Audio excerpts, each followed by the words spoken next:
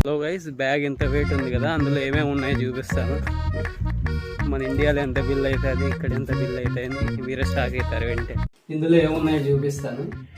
పెరుగు డబ్బా, బ్రెడ్ ముక్కలు, పాలు, బనానాస్, ఇంకా మన ముఖ్యమైన పదార్థం చికెన్,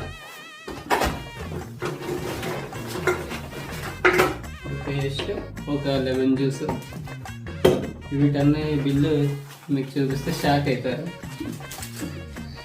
వీటన్నిటి బిల్లు 23 యూరోలు అంట. అంటే మన ఇండియన్ కరెన్సీలో 2300 రూపాయలు. 2300 రూపాయలు అన్న ఐటమ్స్ అనేవి చూడండి.